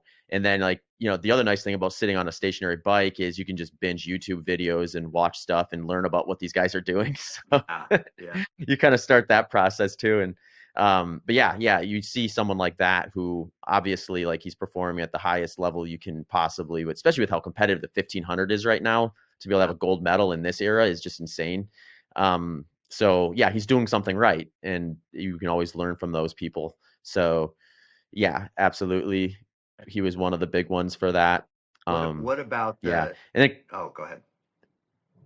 I was gonna say like I was just gonna ask you what you think Connor Mance is gonna do at Chicago. Oh, oh, I think he's gonna crush it. Yeah, I think he's. Yeah, Yeah, I think American record. I think so. I think he's in a perfect position, and I think like he's got. I don't know. I didn't know all about his mission and all that he learned like on that mission, and kind of how that.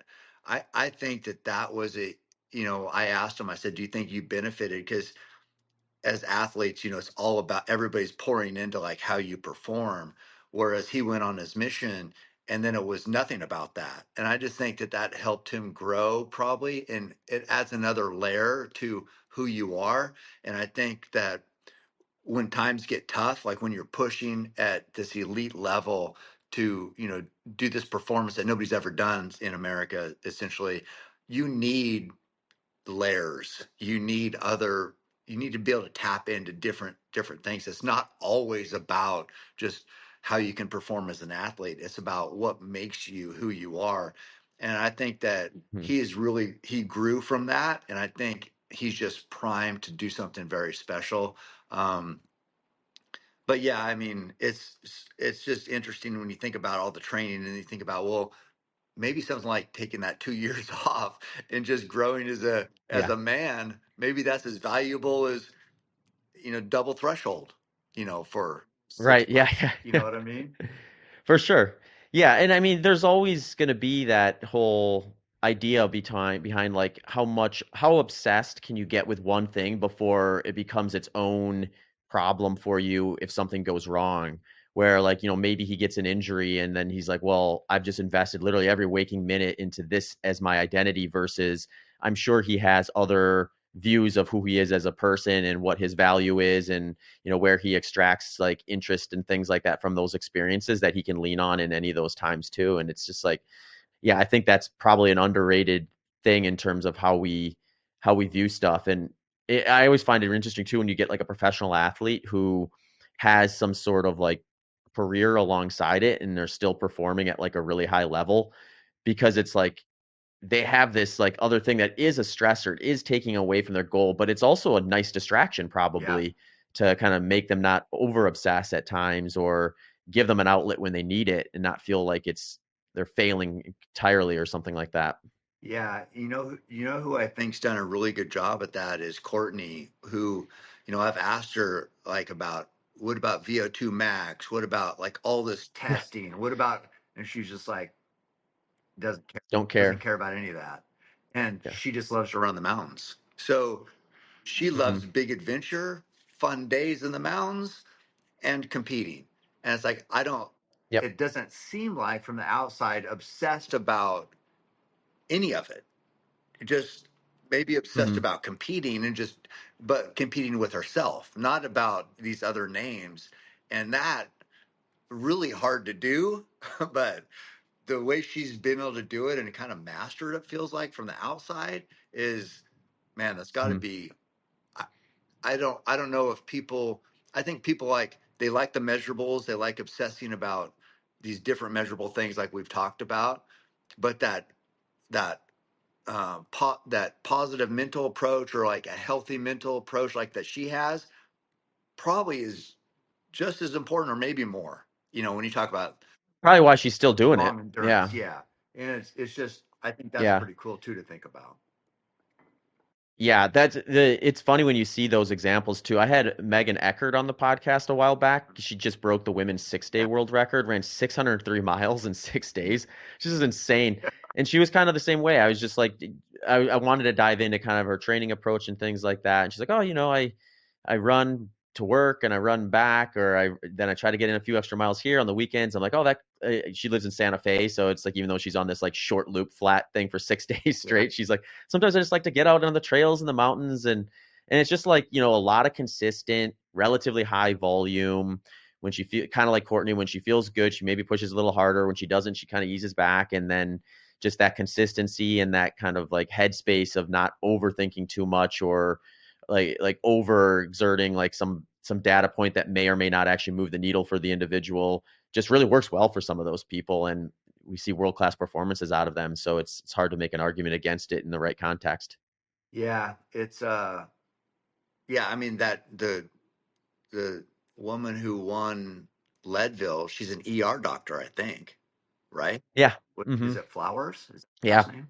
And flower. Yeah. And Flower? Yeah. I mean, it's yeah, so that distraction maybe, and then the mountains are a release. And when the mountains are a Yeah. release, not something that you're obsessed about every second, that's when you that's when you grow fly, essentially. It feels like. But Hmm. who the hell am I? I do say Right. I got like my two favorite people coming up, and I want to hear yours. But I love Max Jolliffe, obviously, King of Moab. And what I just was watching, he's over at UTMB, and he did this clip, I think, with Finn Melanson on single track. But they're talking about how he's still got his full time job and like what could he do if he doesn't have to be at the office Monday through Friday, where it's long runs or just the weekends. So I'm excited for Max to see because he's had some amazing performances, but I think he's close to going full time with it as an athlete. That's exciting. And then also, I love Tara Dower. She seems like such a badass, and I think she just set the FKT up It was on the AT, I think maybe in Vermont, but those two right now are my favorites. I love following the sport, but who's your favorites right now? Yeah, I'm really curious about what Charlie Lawrence ends up doing. Because he's kind of like dabbling in the like I want to kind of stay in the marathon type distance world, but also attack some of these kind of shorter but still plenty long ultras like 50 mile and 100K and things like that. And he's got this big goal of breaking 6 hours at like a an official event versus a like a time trial or not a time trial, but like a a project like what Adidas just did. So and he's just so fast and hardworking. I just think like it'd be fun to see him pop one off. And then my selfish nature is like, okay, I want to see him try to take a swing at a big fast 100 mile at some point too, because he's interested enough in the flat stuff that I think he'd put in the right work to really optimize for that sort of a setting, which would be kind of fun. Um, on the maybe see if there's someone on the trail side that's kind of looking exciting. Um, Trying to think of who's new but has done some stuff that I think has a really big upside still. Um, Dan Gr- Ben Green. Dan Green, is that who? Ben Green. Oh, Yeah. oh, Yeah. Ben or Dan, or what'd you say? Or Dan Green. I'm Yeah, sorry. My bad. Dan Green. yeah, Dan we Green. Yeah. said Yeah. it at the exact Yeah. same time because I was thinking of him too. He seems like a badass. Yeah. Yeah. He's fun. He's a fun guy to talk to. And I just like, I like these people who are like, and this is kind of how I think Courtney is too, where it's just like, oh, well, maybe I'll just do Cocodona. And it's like, oh, we got the person who you would think would just be like Western States UTMB every year and just really maximize probably what her, sponsors want her to do or what incentives are probably the greatest. But she's like, no, I think that one looks cool. I'm gonna try that one. Yeah, I think Dan kind of has that little bit of a that in him too, where he's not really afraid of any of this stuff and he really wants to try it. So it's like, yeah, maybe I'll do Cocodona or maybe I'll do Western States and, just really kind of mix it up at a variety of different stuff. So I think he'll be fun. And now that he's got more support too, I think he may have an opportunity to kind of take off a little bit more than he already has, I guess. does that, you mentioned support. So does that kind of like funnel him into like those big events though, and kind of take away his ability to do whatever he wants? Like when you're sponsored, are they pushing you to say, hey, we want to see you at UTMB? Cocodona's not really, or Leadville's not really getting you the bump that we need. We need you to compete against the best in the world. Does that kind of take away that fluidity? Yeah, I mean that's a good point. It could. Like in my experience is there's a pretty wide range amongst the brands that are in the sport in terms of how much they want to kind of dictate that, where some are like, "Oh, we signed you because we kind of liked what you were doing, so just keep doing what you're doing," in which case you have a lot more autonomy in terms of that. And other brands are maybe a little more incentive based or they do have their events they want you to do and it's like you're signing a contract based on your race schedule where you're sitting down and you're making a proposal. This is what I'm going to do. And we're like, well, we'll pay you this much and give you this support, but that's what you're doing.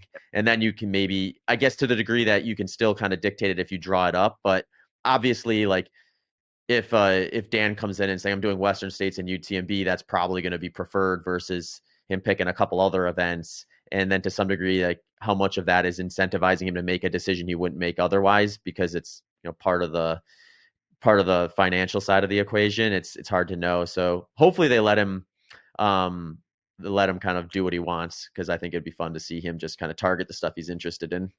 What are like the top people making as sponsorships, do you think? You never hear. I mean, I think we heard Yeah. Sarah sign like a six-figure deal, but what do you think the top people are getting? I mean, obviously it's not Yeah, people. I think the range is really, really big. Like in terms of just like where the entry points are into where the top ones. I do think like these top runners are getting six-figure contracts. If you're winning Western States or ending up on the podium even at Western States and uh UTMB and those sort of things, you're probably getting up into at least that number. And then I mean it gets hard to know when you get to someone like take Hillian for example. Like Solomon probably couldn't pay him enough Hmm. to the degree where he's like, well, I'm just going to start my own brand Yeah. and then, probably make way more money doing that than taking some contract from Solomon.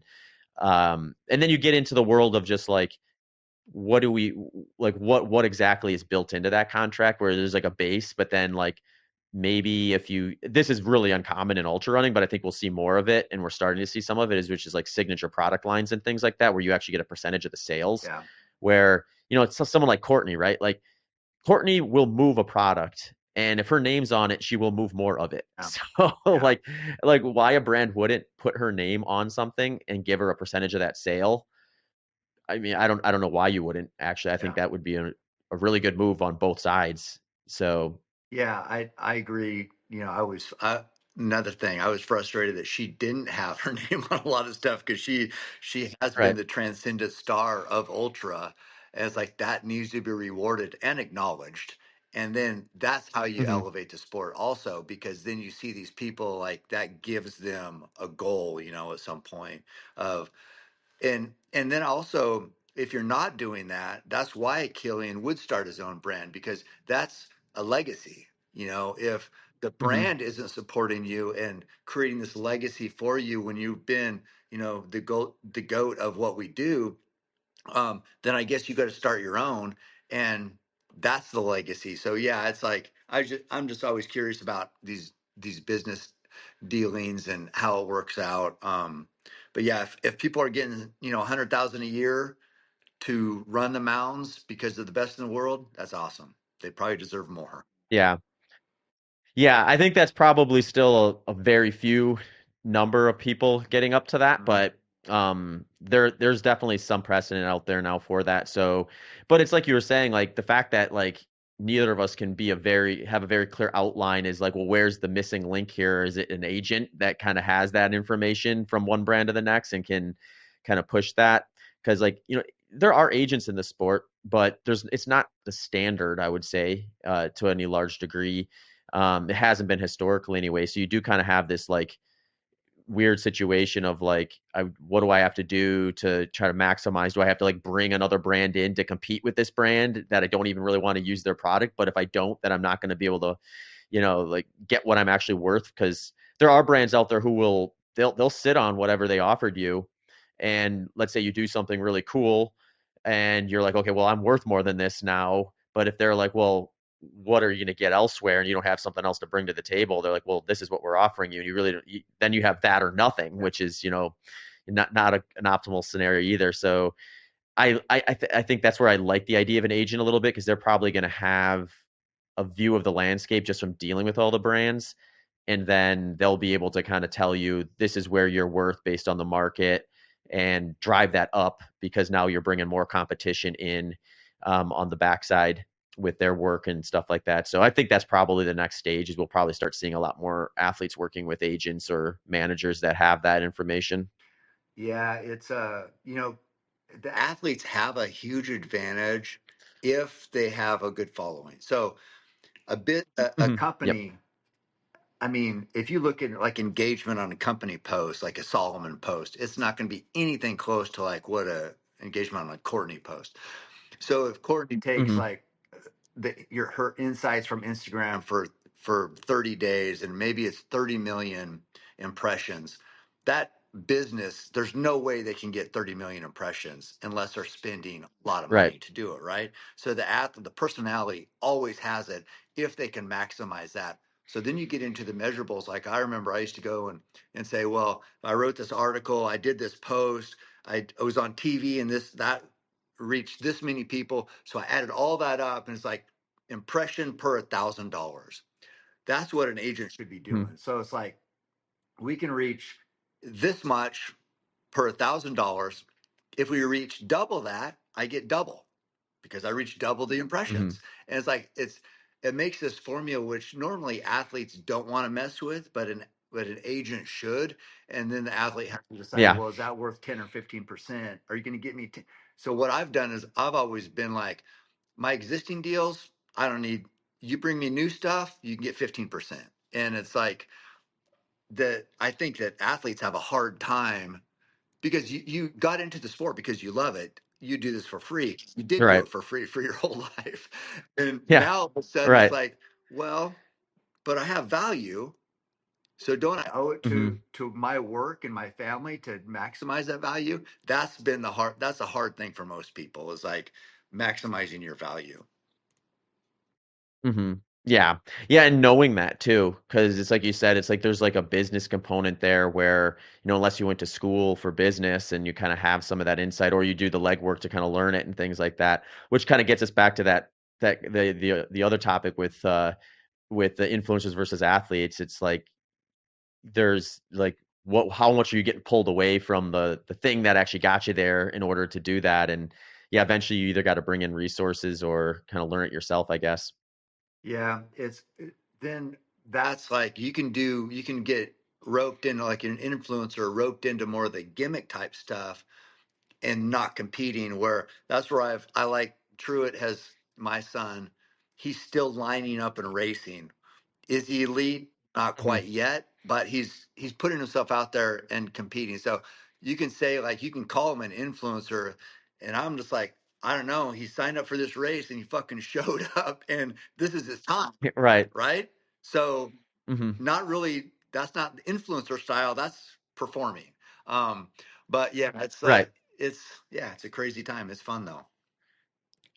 Well, and it's not like Truett didn't do over 10,000 pull-ups in 24 hours, which is a world-class performance by all metrics. So Yeah, it's like, yeah, it's like maybe he's dabbling in sports that are less specific to that, but it's not like he hasn't gone and shown that he can compete with like put up world-class performances in some area. And I yeah, think like to some degree that's kind of cool. It's like you get someone who's interested in just fitness and health, which I think is just a great message in general right now. uh, Being willing to say like, yeah, you know what? I had all this potential in pull-ups. I built a huge kind of system around that, but I really want to try and see how good I can get at running. And maybe that means I'm not the best in the world at it, but I'm going to be the best I can be at it. And we're going to see how this goes. And people love following that yeah. too. I mean, there's just a little extra flair to like guy who did 10,000 pull-ups in 24 hours is trying to run 2:30 in the marathon. I think that's like just an eye catcher. So yeah, and as far as brands are concerned, I'm sure they eat that stuff up. Yeah, I mean he's very marketable, so that's been going well. But and he hasn't turned himself into a coach yet, so that's good. Yeah, Everybody's a coach. it's not giving out too much free advice. Yeah, yeah. No, it's good stuff, but so fun to talk about. Yeah, absolutely. Well, Cam, I don't want to take up too much of your time because I know you got a big hunt trip coming up here and probably have plenty of prep to do for that. But I appreciate you coming on and sharing some of your insights. And kind of like I said in the beginning, I appreciate you bringing in new people to the sport. I definitely have benefited greatly from the influx of people interested in what I'm up to based on kind of your exposure to it. So it's been fun chatting. Oh, thank you. Yeah, and I want to after hunt season, let's get you out here for a lift run shoot if you'd be interested. Yeah, no, I'd love it. Yeah, let's do it. It'll be fun. I need to see what I got with the bow. There you go. And we got the weight room right here too, so we can do some bench. Cool. All right. Yeah, what do you think I can do? How many reps do you think I can do for 135? Uh, I'd say, have you lifted? I've done some bench pressing in my day. And so do you weigh like probably 145, About 140. 40? Man. Uh, well, normally, I don't know. Could you do five? How about this? When I come out and Yeah. do it, if I do less than Okay. 10, then you can publicly shame me. Like make a reel about how I'm a weak endurance guy and I need to get like a relative strength deficit, all that good stuff. If less than I don't, 10, okay. I'll get more than 10. Okay. I don't think I'd do that because like you're such a badass runner, but that's a fun threshold. So 10 or more, let's do it. 10 or less, and like then I can say whatever I want. Perfect. Sounds good. All right. Awesome. Before I let you go, where can people find you? Just I'm sure it's probably easy enough to Google, but yeah, well, it's Instagram, Facebook. I got my website, CameronHaynes.com. So cool. Awesome. I'll link all that stuff in the show notes too. So if people want to check that out or any of your books too, both I'm sure would be awesome reads for anyone listening to the podcast. So we'll link all that stuff in the show notes. But yeah, really appreciate your time.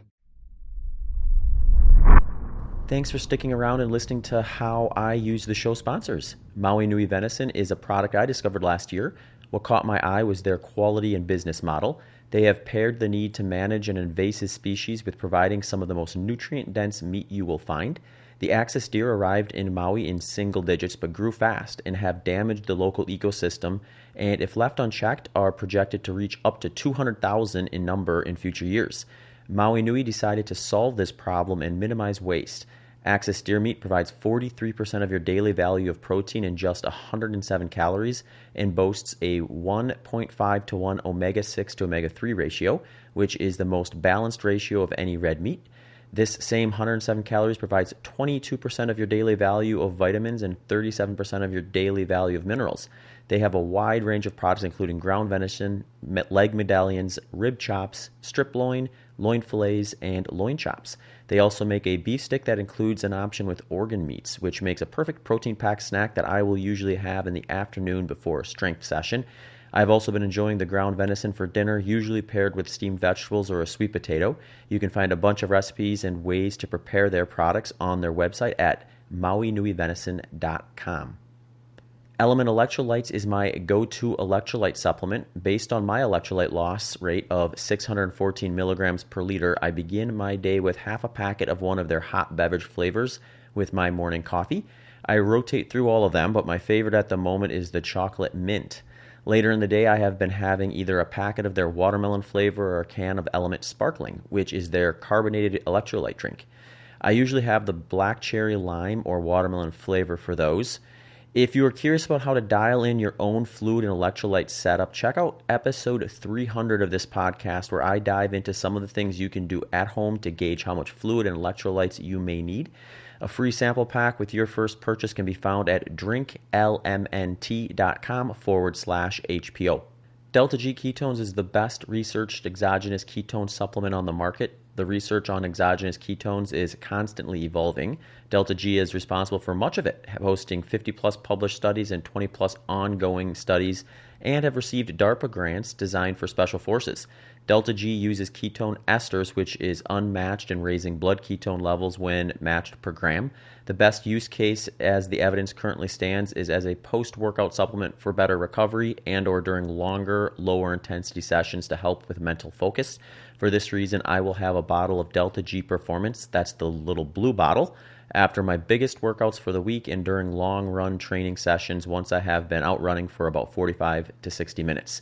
Head over to deltagketones.com and enter BITTER20 for 20% off your next purchase. Currents, which is spelled Curranz, is a pre-workout supplement that I started using this year based on the mounting evidence that has started pointing towards them as being a potential endurance workout supplement that can help move the needle on things like recovery, blood flow, fat oxidation rate, reduce muscle damage, etc. They have 40 plus studies on their website if you want to check those out.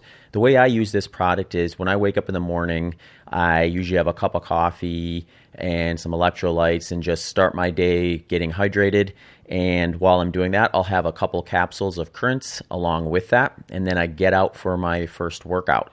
If I'm doing something a little bit longer, like a really long ultra-specific long run or an ultramarathon race or something like that, where I'm going to be out there for multiple hours, I'll usually have another capsule or two every 4 hours while out there doing that. So I'm excited to see what this can possibly do for some of the races I got coming up this year. If you want to check them out and some of the research that they have, head over to currentsusa.com. That's CURRANZUSA.com. And don't forget to plug in the promo code BITTER20DEAL, which will get you 20% off your first purchase. Thanks for tuning into this episode of the Human Performance Outliers podcast with Zach Bitter.